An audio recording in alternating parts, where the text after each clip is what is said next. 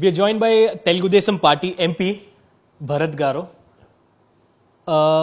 Rishikonda Palace, we can say, as said by TDP, is into news. Your constituency, very close to your house, we can say. What is it about this particular place? Why was this constructed? What was it that was said? As because you were also an MP when this all this was going on. So why was it constructed? What is the reason? What did you know about it? See, I think it's a combination of lies, hypocrisy, and public excesses, which causes a lot of frustration and ire of the public, right? What are the lies? First, they said they're renovating it as a tourism project. They've broken down the earlier tourism project, Haritha Resorts. That was in a 7-acre footprint.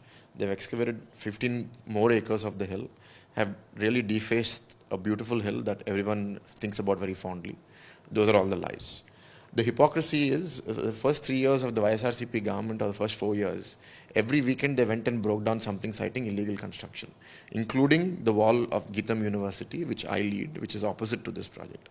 If you are so clear about law and order, why are you building something secretly without any permissions when the High Court has said expressly, do not build in anything other than the earlier footprint of 7 acres? Why this extra 15 acres, roads and foundations and buildings and landscape has been done? So that's blatant hypocrisy and public excess. On one side, the government has said we don't have money to build Amaravati, we don't have money to build a new secretariat, and refused to use the secretariat that has been standing for the last 10 years in Amaravati.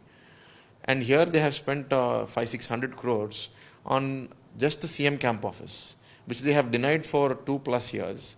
Last 1 year, when the building is visible for everybody, people are questioning. Then they have come out and then shamelessly said, what's wrong? We are spending it on CM camp office. So these are all things very sad to see, but I think this is not new for politics around the globe, politics in India. It's just one more such incident that is in a lot of distaste. Well, vizag has been a well-known tourist spot. So after the announcement as a capital, Vizag, what was your reaction? What is your opinion on Vizag becoming a capital here? See, when in 2014 to 19, when TDP was in the government, we had said that Vizag will be the financial capital of Andhra Pradesh. Visakhapatnam is the 9th largest GDP city in the country. And obviously that would have been the economic growth engine of the state. And we had done 3 industry summits here. We've brought in so many startups here, gotten so many investments. We got Franklin Templeton, we had the Adani data center project, the Bhogapuram airport, all of these things coming up. The capital is a matter of political, legislative, administrative convenience, and that is something that we wanted to be accessible to all citizens of Andhra Pradesh. Andhra Pradesh is a very long state with 1,000-kilometer coastline. Amaravati is located centrally to all sections of the state. And the debate of should it have been Amaravati or not is long past. Opposition parties have all spoken about it, have all come to a consensus. Everybody has agreed. Amaravati has been declared as the capital. Our Prime Minister has come there. 35,000 acres has been pooled from the farmers. It's so unfair when 35,000 farmers have given their land in good faith, on trust of the government that the capital is coming there. Suddenly government changes and you say you don't have money and you want to kill Amaravati. It is very sad. People of Visakhapatnam want development. They want jobs, they want investment, and they want a progressive government. They don't want cruelty. And I think if you see, I contested as the Member of Parliament over here. They have given me the highest majority out of 25 parliaments. I have won with over 5 lakh votes. I want to say thank you to YSRCP. There is a lot of credit to our party and our alliance, and probably a little to me, but a lot of credit is due to YSRCP also. Public ire against them, incidents like this, Rishikonda Palace and other things, have given such a historic mandate. So what do you think? This kind of infrastructure, does it not fit to Vizag, or is it that a lot of money has been spent on this particular project? See, public spending should be proportionate. You spend this much on roads, spend this much on public buildings, then you spend this much on CM camp office, people will not question you that much. But out of X amount, if 80%, 90% is being spent for personal consumption, and everything else is being put on hold saying that there is no money. To repair a road, you're saying there is no money. To repair a drain, you're saying there is no money. To repair a street light, you're saying there is no money. Then there is going to be huge public ire. You're saying that to replace one street light, you can't do it for 6 months. But to build CM camp office, you have 600 crores. Then it is not fair. That people are reacting against. Now here the YSRCP is telling it is not a private property of Jagan Mohan Reddy, it is a public property. president or prime minister, when they are here, like earlier during the summits and all, they had to stay in some hotels. So when they are here, they can use those buildings as a resident when they are in Vizag. So how do you see this? See, national government, if it's spending every year 6 lakh crores on infrastructure, उसमें अगर 500 crore you use for some ministers' residence, there will be less people who will talk about it. But if you are spending only 1,000 crores, और उसमें आधा से ज़्यादा you use on your personal benefit, then there's going to be a huge amount of debate on it. So that is the big problem that people have. And as far as the development of Andhra Pradesh is concerned, you give us a white paper in the last 5 years, how much money you have spent on the development of capital, how many roads have you built, how many kilometers have you laid. That is a question that needs to be answered. Na? If you want to make Vizag the capital, how many buildings have you built for the secretariat, which is important for the ministers to use? How many ministers are going to operate out of here? How many secretaries are going to operate out of here in the CM camp office? None. Is it about excess funds used in one place which was not necessary, or is it about corruption that you are alleging against? No, see, the other argument that hotels are being used. When the chief minister comes or when the prime minister comes, you book the biggest suite in the biggest hotel in Visakhapatnam, let us say. It will cost you how much? 50,000 rupees a night. If the leader is here for 2 nights, it's 1 lakh. ऐसा कितने बार आना चाहिए to use 500 crores? They'll visit 10 times, 20 times.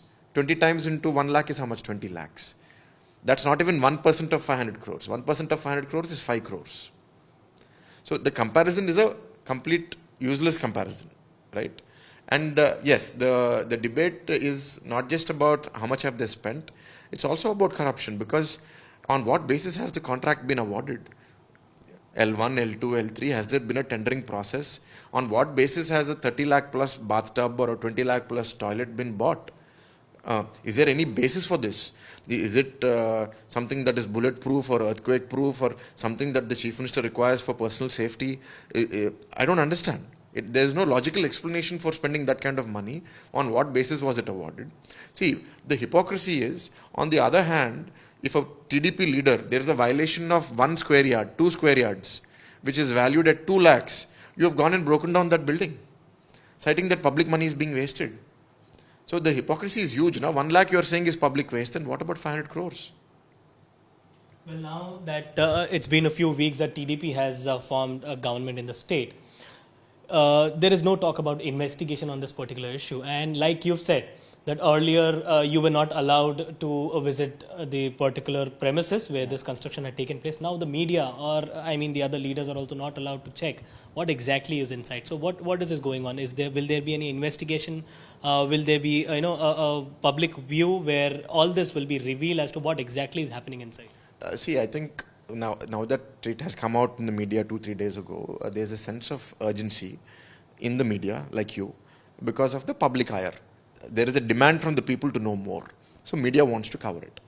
Our intention is that what they have done wrong should not go unnoticed.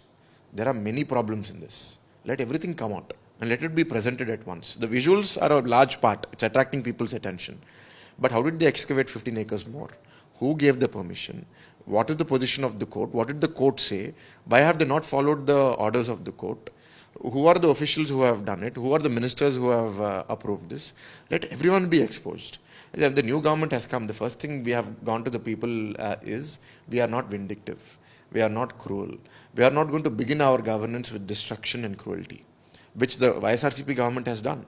In 2019, the first major thing they have done is they have broken Praja Vedika in Amravati, which was a public grievance center that the chief minister used to receive grievances in. We want to focus on first positivity, that we need to bring back investments, we need to bring back jobs, we need to revive a state that has now 13 lakh crores of debt. We need to build a good team, good ministers, good officers, begin the work. Nobody is going to be forgotten, nobody is going to be let go. Law will take its course.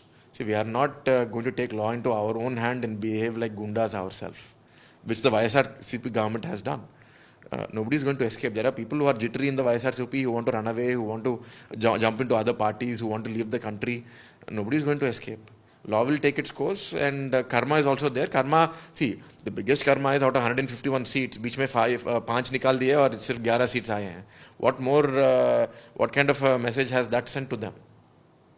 Well, this was about the Rishikonda building, tourist building, we can say. But what about national politics? There is a lot of suspense about the speaker post.